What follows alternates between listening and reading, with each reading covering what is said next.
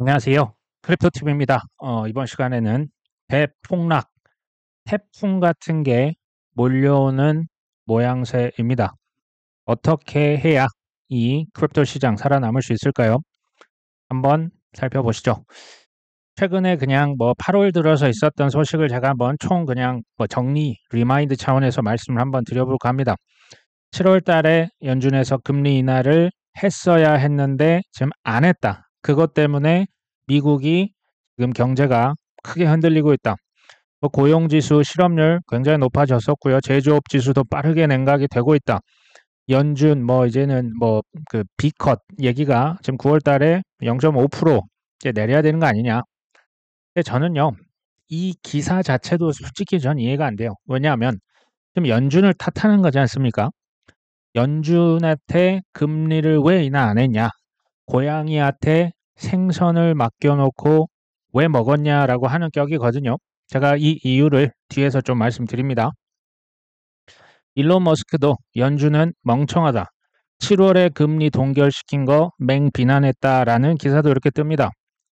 근데요, 저는 조금 어폐가 있다라고 보는데요. 왜냐하면 몰랐다면 어떤 결과를 미칠지 모르고 했다면 멍청한 게 맞죠. 무능한 게 맞죠. 근데 만약에 알고도 경기 침체 올 거 뻔히 알면서도 의도적으로 금리 인하를 계속 뒤로 미루고 있다면 이건 뭡니까? 이건 좀 제가 볼 때 비윤리적이고요.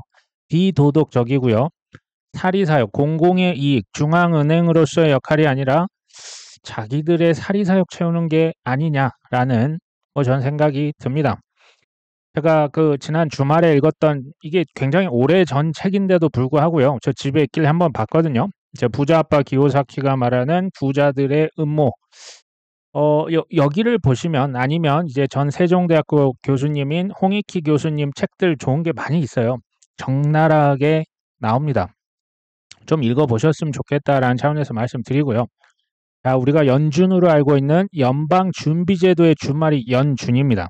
근데요, 놀랍게도 연방기관이 아닙니다. 정부 기관도 아니고요. 준비를 했다고 해서 준비금을 그러면 가지고 있어야 되잖아요. 준비금이 없네요. 그리고 중앙은행으로 미국에 그냥 길 가서 사람 한 명 잡아놓고 페드가 뭐냐고 물어보면 중앙 센트럴뱅크라고 하는 사람이 있는데 중앙은행도 사실은 아닙니다.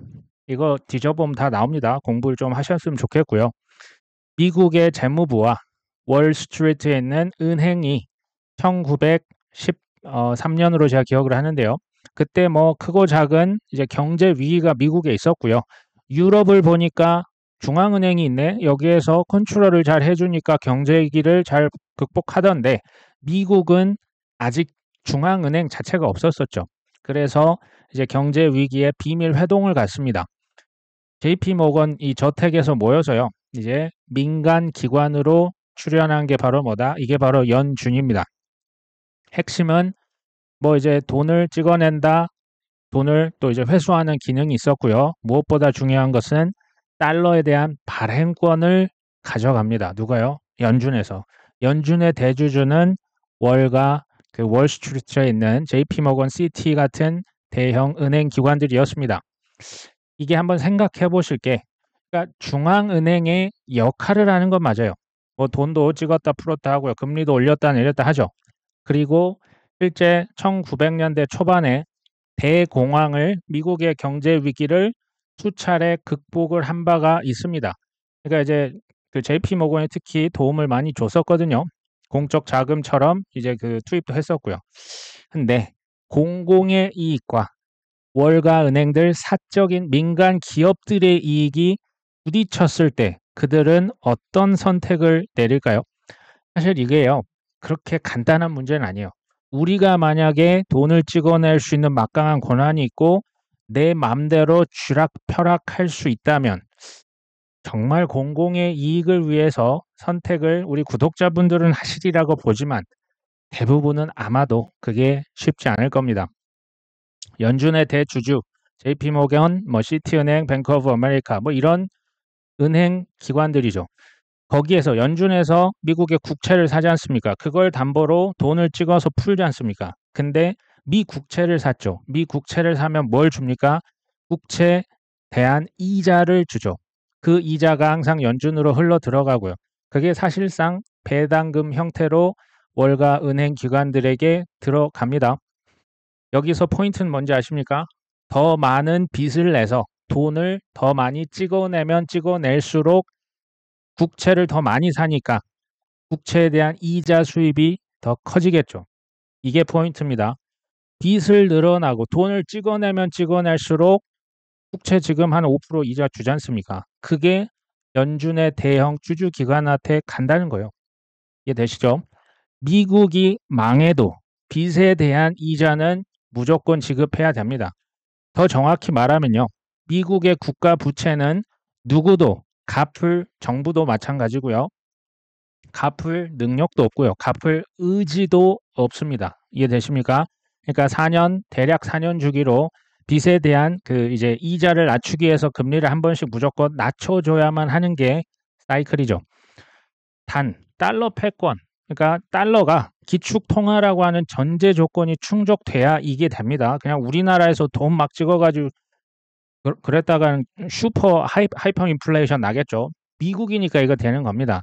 그래서 그들이 개발한 게 뭐다? 스테이블 코인. 스테이블 코인은 이 국채에 대한 수요가 없잖아요. 뭐 이제 다 뭐 중국도 일본도 독일도 안 사주니까 국채를 사서 그걸 담보로 스테이블 코인을 전 세계에 지금 뿌려대고 있죠.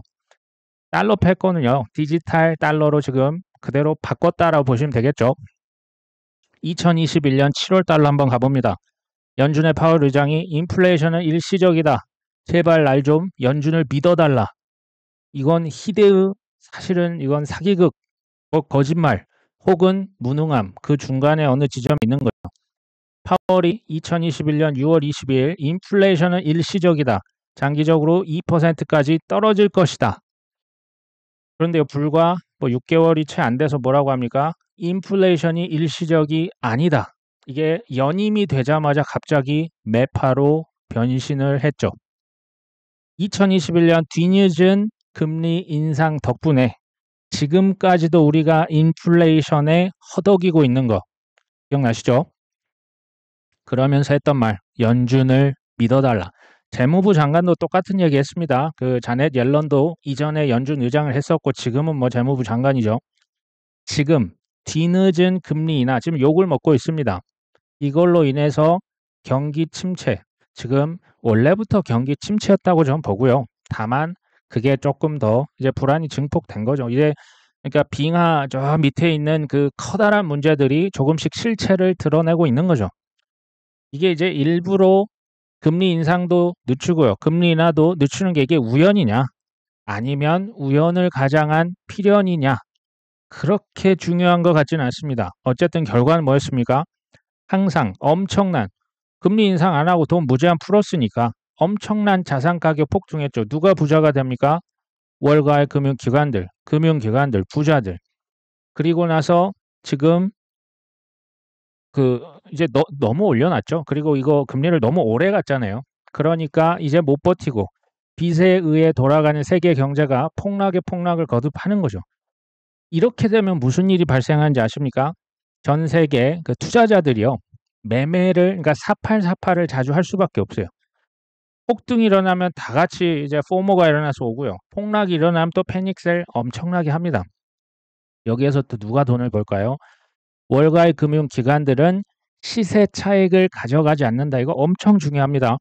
시세 차익이 아니라 뭐다? 각종 매매 수수료, 보관 수수료, 이체 수수료, 전환 수수료, 여러 가지 수수료 수입이에요. 이게 장점이 뭔지 아십니까? 시장이 떨어져도 돈을 벌고요.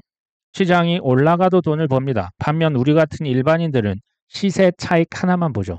이것이 마르지 않는 샘물. 그러니까 우리도요. 월가한테 배울 건 배워야 돼요. 항상 그들은 수수료라고 하는 그 미 국채를 사면 이자를 항상 받지 않습니까? 이런 캐시 플로우를 만드는 게 우리 투자의 최종 목표죠. 그 전에는 우리가 시세 차익을 위해서 노력을 해야겠지만 최종적으로는 그 수동적인 현금 흐름을 만들어 가야 된다. 월가에서 만든 최대 발명품이 뭔지 아십니까? 사실 되게 많습니다. 1929년 대공황이 됐을 때 미국 주식시장 엄청나게 폭락했지 않습니까? 거의 마이너스 90% 폭락을 했었거든요. 그 이후로 지금의 이제 베이비 부머 세대들의 부모님 세대는요. 주식이란 걸 거들떠보지도 않아요. 그 이전의 최고 가격 회복하는 데 25년 걸렸습니다. 그래서 월가에서 미국의 퇴직연금 제도를 바꿔버려요. 그래서 이제 그 일반 회사에서 직장인들이 무조건 강제적으로 미국 주식시장으로 이렇게 돈을 집어넣을 수밖에 없도록 법을 바꿉니다. 그리고 나온 희대의 발명품 뭔지 아십니까? 401k 연금저축입니다. 이게 뭡니까? 주식 사라는 거예요. 죽을 때까지. 너 입사해서, 그러니까 죽을 때까지는 좀 오버할 수 있지만 퇴직할 때까지 30년, 40년 계속 주식시장에 투자하라는 거예요. 죽을 때까지 그럼 우리는 월가의 고객님이 되겠죠. 고객님이 되는 겁니다. 우리는 계속 수수료를 월가에 내야만 한다. 그러니까 월가는 우리가 부자가 돼서 이걸 떠나는 것을 원치 않는 겁니다. 우리가 부자가 되길 원하지 않습니다. 강력한 침체 시그널에 이제는 연준에서 금리를 3번은 내려야 될 것 같다. 고용 특히 이제 실업자가 많이 이제 증가를 했었고요. 그러니까 이 지금 뭐 연준에 대해서 엄청난 그 이제 비난이 쏟아지고 있는 거죠. 이제 9월 달에 B컷을 한다고 해도 이미 늦었다. 이제 8월 달 이게 코로나 그 정점에 있었을 때 기억나십니까? 갑자기 긴급 인하를 했습니다. 그 예정에 없던 회의를 갑자기 소집을 했었거든요. 그때처럼 긴급 회의를 소집해서 긴급 금리 인하시켜야 된다. 지금 이런 얘기까지 나옵니다. 굉장히 심각하다는 얘기입니다. 그러면서 이제 실업률이 4%가 아니라 5%까지도 갈 수 있다. 이런 보고까지도 나오고 있죠.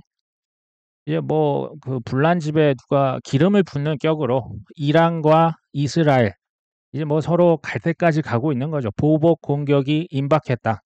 뭐 그 하마스의 수장이 죽었지 않습니까? 가만히 있을 수 있겠습니까? 또 일본은 또 왜 갑자기 이 시점에 금리를 조금이지만 어쨌든 인상을 시켰잖아요. 그러면서 일본의 주식시장도 폭락이 됩니다. 서킷 브레이커까지 발동이 됐었죠.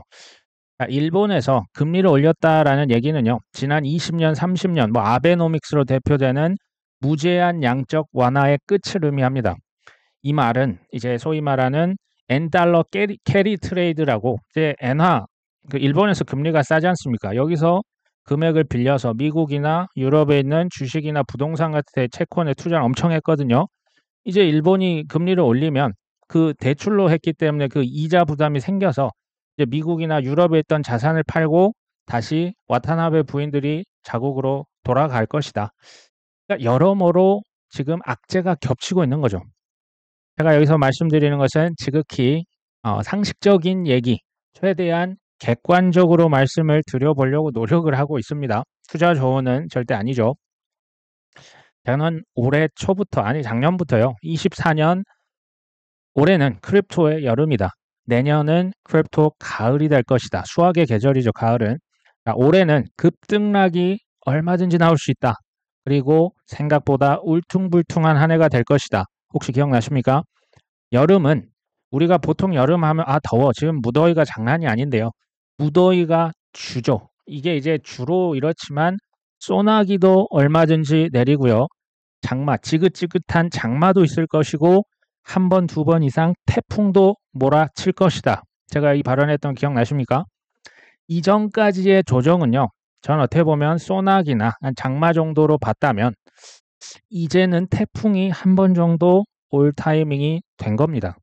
태풍이 오죠. 늦 여름에도 오고요. 심지어 가을에도 한 번씩 옵니다. 태풍이 올 수 있다. 미국의 주식 시장과 이제 연준의 그 금리입니다. 이 파란색이 이제 미 연준 기준 금리인데요. 이 지금 연준에서 기준 금리를 인상했을 때 이게 항상 미국의 주식 시장이요. 이게 지금 올랐어요. 그러니까 지금 그 S&P 500이 20% 올랐었고 44%, 뭐 4%, 13%. 이게 무슨 얘기냐면요. 미국에서 그 연준이 금리를 인상한다는 것은 미국의 경제가 그만큼 탄탄하니까 금리를 올리는 겁니다. 그러니까 주식도 같이 오르는 경향이 뚜렷이 보이는 거죠. 이 연준에서 이건 뭐냐면요. 기준금리를 동결하고 나서 몇 달 후에 경기 침체가 왔냐. 이걸 보시면 81년에는 동결하고 6개월 만에 경기 침체가 왔고요. 89년은 15개월, 그 다음은 8개월, 17개월, 10개월. 대충 평균적으로 한 12개월, 13개월 됩니다. 그렇죠? 그러니까 앞으로 지금 어떨 거냐? 2023년 작년 7월부터 금리를 연준에서 계속 동결을 시켰거든요. 약 12개월에서 13개월째 돼가고 있습니다. 대충 올 때가 됐죠. 이걸 봐도 올 때가 된 겁니다. 미국의 연준 기준금리와 경기 침체가 지금 회색 음영으로 이렇게 나와 있는 건데, 뭐 한두 번의 예외를 제외하면요. 금리를 인하했을 때 거의 뭐 예외 없이 지금 경기 침체, 그러니까 미국의 주식이 많이 떨어졌던 지금 전례가 있습니다. 보시면 그러니까 금리를 인상했을 때가 아니라 금리를 떨어뜨리고 조금 지나서 왔던 기억이 나죠. 근데 이게 이제 거의 금리 인상과 인하 겹칠 때도 있습니다. 그러니까 대략적으로 지난 70년간 연준에서 금리를 인하한 전후로 해서 경기 침체가 무조건 왔어요. 그러니까 거의 한 90% 이상 왔습니다. 근데 문제는 뭐다?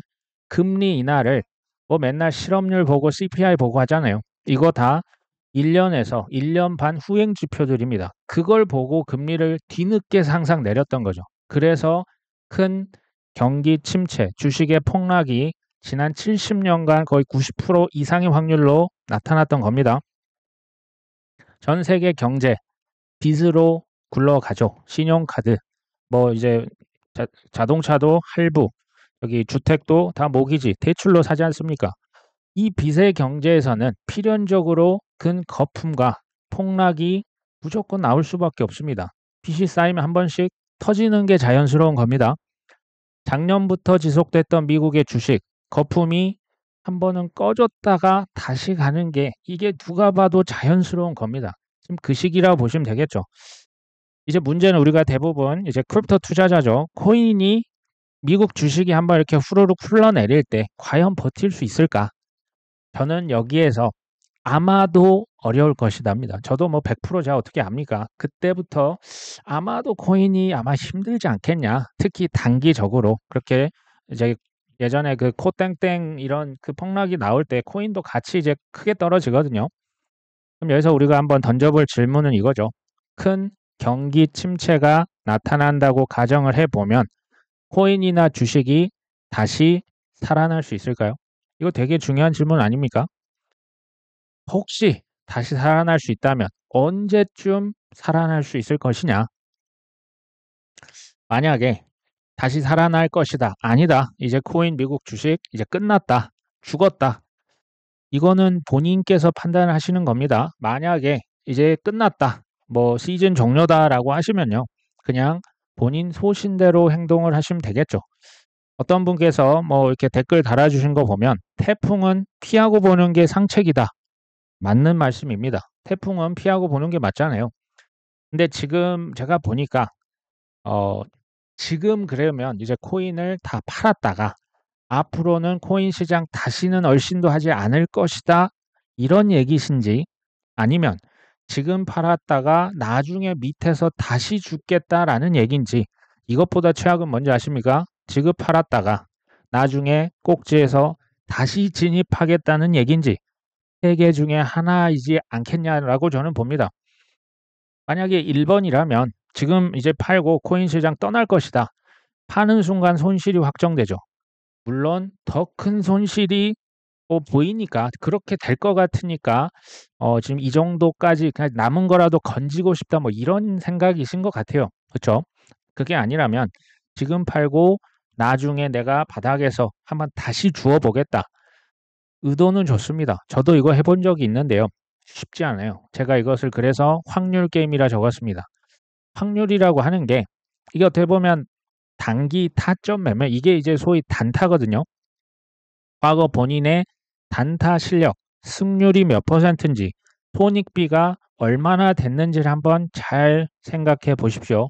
이걸 잘 한다? 그러면 지금 팔았다가 밑에서 다시 사시면 되겠죠. 그건 이제 본인께서 소신대로 모든 투자는 스스로 결정을 하시면 되겠다. 저 같은 경우는 이게 다시 코인이나 주식이 살아날 것이라 봅니다. 근데 언제 살아날까요? 아쉽게도 제가 정답을 모릅니다. 저만 모릅니까? 이거 아는 사람 사실 없어요. 단, 우리가 과거에 통계 자료가 있기 때문에 참고할 수 있는 것은 있죠. 특히 이제 미 주식에 대한 뭐 통계치는 생각보다 많이 있습니다. 이걸 제가 한번 찾아봤는데요. 1929년 미국 대공황이 발생했죠. 그때 주가 최고점을 회복하는 데 미국에서 무려 25년 걸렸습니다. 그래서 대부분 이때 주식시장에 있었던 지금 베이비 부모의 부모 세대들은요. 이때 이후로 코인이 아니고 주식시장을 완전히 떠납니다. 그만큼 심각했었죠. 가장 이제 근래는 아니고요. 1987년 블랙 먼데이 이거 굉장히 컸었거든요. 이것도 그때 주가를 회복하는데 대략 2년이 걸렸습니다. 그리고 2000년대 그 닷컴 버블 기억나십니까?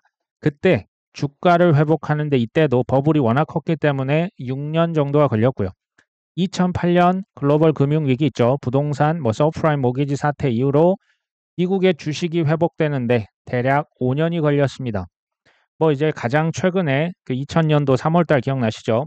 코땡땡 이게 이제 팬데믹 왔을 때 주가 폭락했었죠. 근데 이때는 엄청난 돈을 풀어서 주식이 회복하는데 약 10개월밖에 안 걸렸습니다. 그러니까 이제 경제 위기가 많이 어려워지면 빚으로 이게 이제 빚으로 굴러갔던 경제니까 이 경제 위기가 한 번씩 주기적으로 찾아오거든요. 이것을 막으려고 했는데 빚이 빵 터지니까 대공황급 더 큰 위기가 옵니다. 근데 그러면 이것을 근본적으로 체질을 개선하고 이제 수입을 늘리고 지출을 줄이는 게 아니고 더 큰 빚으로 대공황을 막으려고 그러니까 땜질만 하는 거죠. 국가 부채는 그래서 정말 하늘 모르는 줄 모르고 그냥 계속 치솟는 겁니다.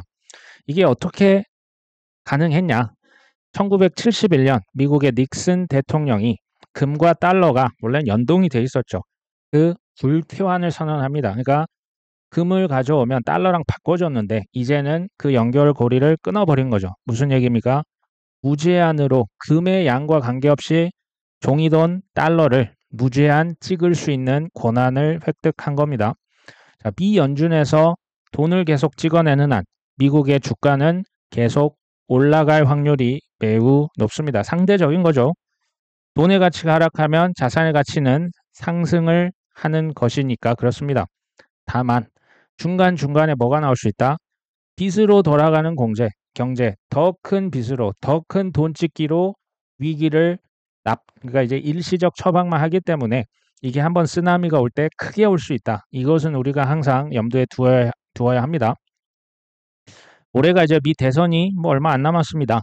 그러니까 이제 미국 대선이 있었던 해에 S&P 500 지수나 이 아래쪽입니다. 그리고 위쪽은 미 대선이 아니었던 해 주가를 보면요. 이제 11월 올해 한 3일인가 4일에 그 선거가 있죠. 9월이든 10월이든 그러니까 미 대선이 있었든 없었든 둘 다 9월달 10월달에는 미국의 주식이 하락했습니다. 그리고 미국 그 선거가 끝난 다음에는요. 둘 다 상승했습니다.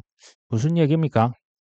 주식은 대선이 끝나면 전에 터덕터덕 하는 거죠. 이게 지금 이렇게 보여서 그렇지 생각보다 많이 떨어진 거거든요. 대선이 지나고는 이변이 없는 한 미국의 주식이 아마 오를 것이다. 내년에 가면서 계속 이제 치고 올라가는 걸 볼 수가 있죠. 문제는 코인이죠. 코인은 그럼 언제 회복이 될 거냐? 최근에 기사 제가 하나 가져와 봤는데요. 마일스 도이처라고 하는 친구는 지금 코인 시장이 악재가 퍼펙트 스톰으로 몰려온다. 우리가 알고 있는 내용 다 언급을 합니다. 도널드 트럼프가 대통령 당선이 좀 가능성이 떨어졌다. 글쎄요. 해리스랑 지금 접전을 벌이고 있는 건 맞죠. 경기 침체 우려, 주식 시장이 큰 조정을 받았고 엔화가 강세를 띠고 있고 저기 이스라엘 하마스 전쟁하고 어쩌고 저쩌고 나옵니다. 제가 볼 때 그렇게 중요한 얘기들이 아닌데 하필이면 이럴 때 포드도 같이 올라와요. 아터 헤이즈라고 하는 친구 업계 거물급 인사가 코인을 엄청 팔았다 하던데 내가 그 이름 대면 충격적일 것 같은데 하면서 그 이름을 대진 또 않더라고요. 어쨌든 점프 크립토 이거 마켓 메이커인데요. 최근 9일 동안 우리 돈 한 2,800억 원을 이더리움 팔았다던데 이런 것들이 또 계속 퍼져나갑니다. 이제 팔로워를 한 120만 명 보유한 비트코인 투자자 라크 데이비스라고 있는데요. 이 친구 보니까 지금 생각보다 코인을 많이 팔았다라고 나옵니다. 왜 팔았나 봤더니 더 좋은 매수 기회를 잡을 것. 제가 이것만 보고 이제 밑에를 봤습니다. 자, 비트코인과 이더리움 담보 그러니까 대출을 했는데 그러니까 담보 대출을 한 거죠. 이거 지금 청산될 것 같아 지금 이 얘기를 하는 거예요. 자산 중 그리고 코인에 너무 투자를 많이 했다.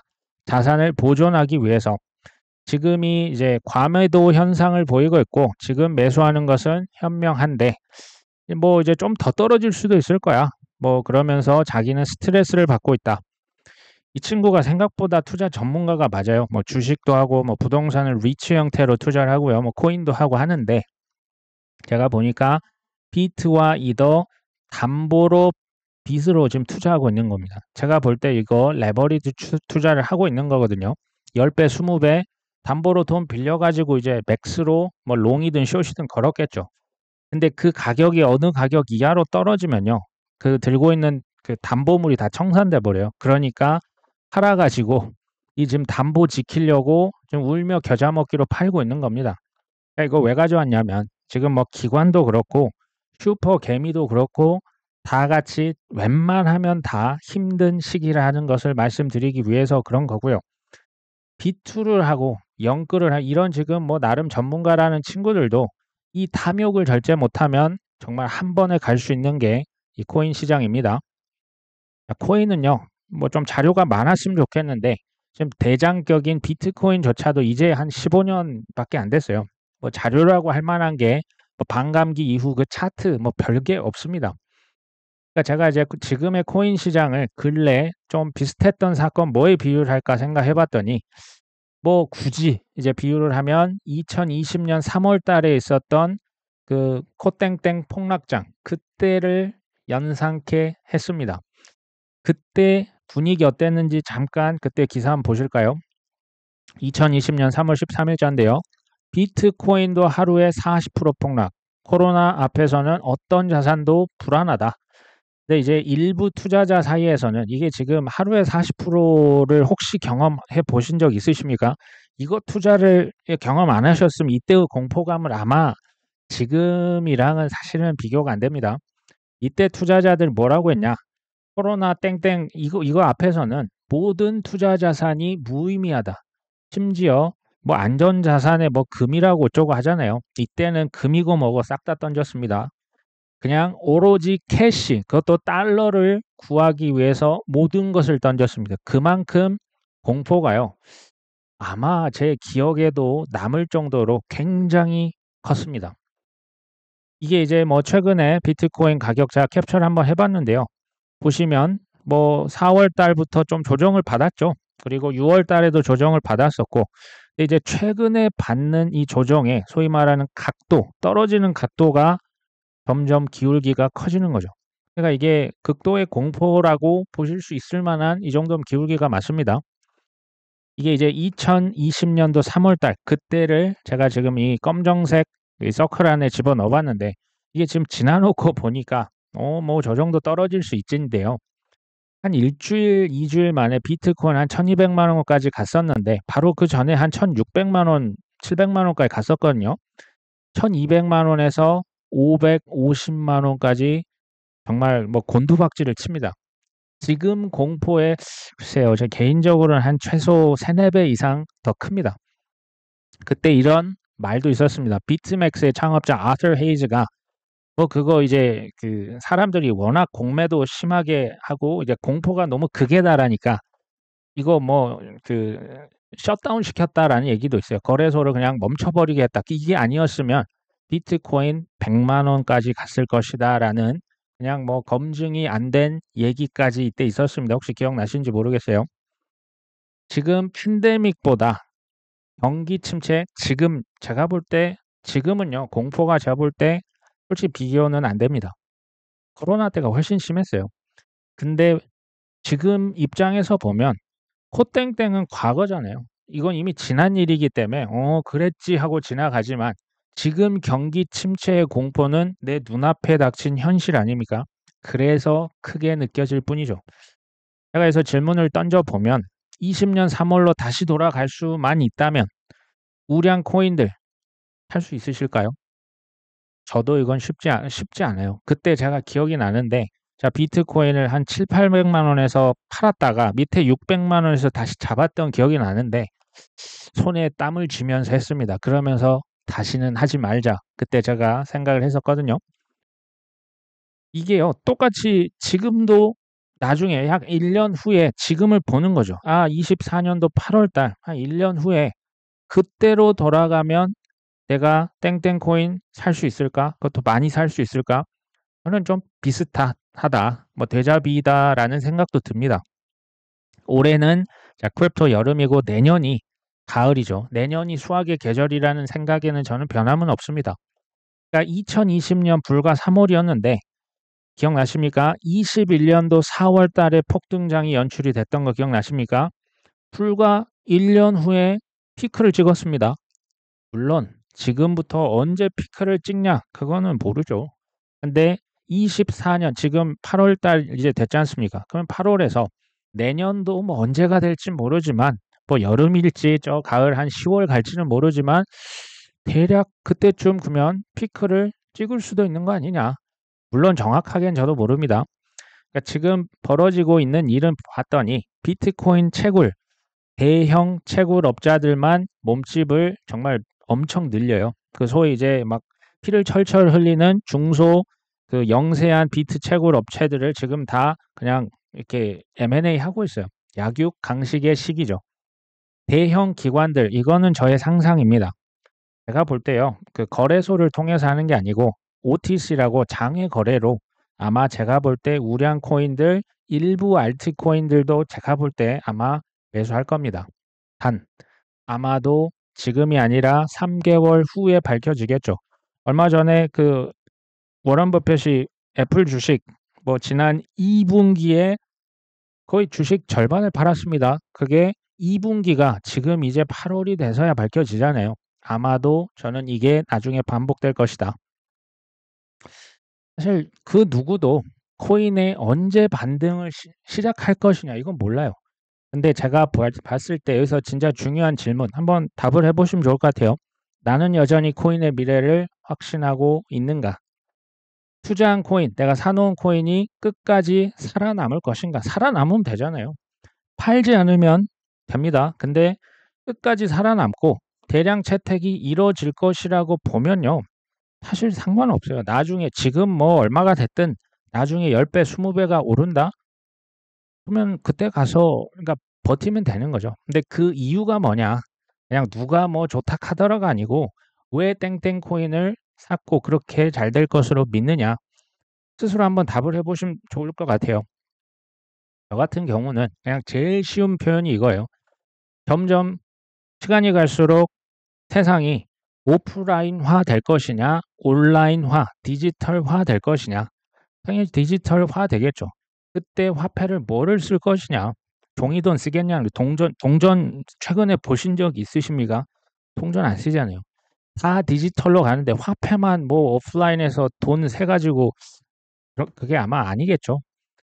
자, 코인 투자의 장점이자 단점 가만 생각해 보시면 감당할 수 없는 미친 변동성입니다. 이건 장점이라고 저는 봅니다. 단점도 있죠. 이렇게 마음이 좀 힘들 때가 있는 거고요. 코인 투자의 또 아주 큰 장점이 뭔지 아십니까? 감사하게도 4년 주기입니다. 이게 뭐 부동산이다, 주식이다, 뭐 10년, 20년 주기가 아니라 4년마다 반감기로 인해서 오는 주기, 그리고 뭐 미국의 대선 주기, 뭐 또 누가 이제 빚을 한 번씩 이렇게 금리를 인하해서 돈 푸는 주기야 이게 기가 막히게 맞아 떨어져요. 이거는 제가 볼 때 축복이고요. 과거 두 번 반감기를 봤을 때 2016년, 2020년 반감기 이후에 6개월이 지나고부터 랠리가 그때 피크가 아니라 그때부터 랠리가 시작됐습니다. 지금 올해 4월 20일이었나요? 반감기 그때 있었죠. 지금 불과 3달 반 정도밖에 경과가 안 됐습니다. 아직 조정 긴 거예요. 그러니까 폭락도 한번 올 수 있는 거죠. 그리고 상식적으로 우리가 코인 투자하면서 솔직히 뭐 2배, 3배 보고 투자하시는 분 계십니까? 뭐 비트코인 제외죠. 뭐 20배, 30배, 50배 수익을 또는 일부 투자자 잡을 때 많이 있을 거라 봅니다. 그러면 마이너스 20배, 30배, 50배 각오해야죠. 그게 투자 뭐 이것을 거스르는 것을 제한한다? 당연히 사기입니다. 뭐 수익은 50배인데 위험은 없다? 세상에 그런 게 어딨습니까? 그리고요, 좀 적나라하게 투자는요, 그 상위 5%가 나머지 95%를 다 가져가요. 이건 사실 투자만 그런 건 아닙니다. 뭐든지 상위권에 있는 사람들이 밑에 있는 부를 다 가져갑니다. 원래 그래요. 원래 그런 건데 그러려면 이거 우리가 5%에 들어야 되잖아요. 그러려면 이런 시기도 잘 활용을 해야겠죠. 잘 버텨야겠죠. 제가 올해 이런 거 하지 말자라고 했던 거 기억나십니까? 첫 번째가 바로 패닉셀이었고 두 번째가 포모의 그 매수하지 말자 이거였습니다. 그리고 올해의 모든 조정은 절호의 매수 기회일 것이다. 지금 하시면 안 되는 게 뭐라고요? 패닉셀입니다. 지금 팔고 떠난다? 뭐 본인의 선택이긴 하지만 나중에 막 누가 돈 벌었다 카더라 그때 안 들어오시면 됩니다. 뭐 개인적인 생각이고요. 본인이 승률 80% 이상의 트레이더가 아니라면 그리고 지금 만약에 현금이 바닥이 났다면 제가 볼 때는요. 지금 아무것도 안 하고 버티는 것 자체가 본인의 믿음을 증명하시는 격입니다. 버티는 것도 능력입니다. 굉장히 훌륭한 능력이죠. 이것 또한 지나갈 겁니다. 되도록 이런 때는 좀 가격을 안 보시는 게 좋습니다. 지금부터 뭐 1년이 될지, 뭐 1년 2개월이 될지 저는 모르죠. 언젠가 피크를 다시 찍습니다. 아직 가을 안 왔습니다. 그리고 시간 1년이요?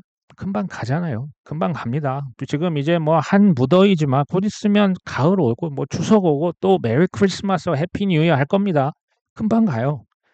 그리고 한번 가만히 객관적으로 한번 생각해 보시죠. 코인이 이제 ETF 이제 막 됐잖아요. 아직 세금도 안 냅니다. 제도권, 규제 국가마다 다 달라요. 아직도 지금 뭡니까? 이제 시작이에요. 이제 시작하고 있는데 지금 뭐 없어진다, 뭐 가격이 떨어지니까 뭐 마음은 흔들리실 수는 있겠죠. 제가 봤을 때 스테이블 코인 특히 많이 커질 겁니다. 스테이블 코인이 그래서 올라가 있는 블록체인들 제가 좀 지켜보라고 계속 말씀드렸죠. 주요 우량 코인들 안 없어진다니까요. 걔네들이 없어진다? 안 없어져요. 그 월가 금융기관 판을 그렇게 지난 수십 년간 짜놨고요. 왜 없앱니까? 뒤에서 사고 있겠죠. 아무도 몰래. 제 말이 맞는지 아닌지는 1년 후에 지켜보십시오.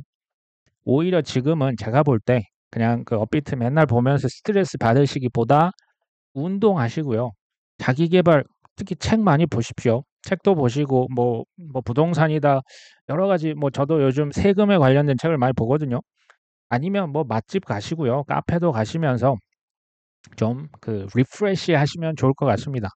휴가도 뭐 휴가 시즌이죠. 여러 가지 하시면서 코인에 조금 이제 관심을 좀 놔두면 또 이것 또한 지나갈 겁니다. 오늘 방송 여기까지 합니다. 끝까지 시청해 주셔서 감사합니다.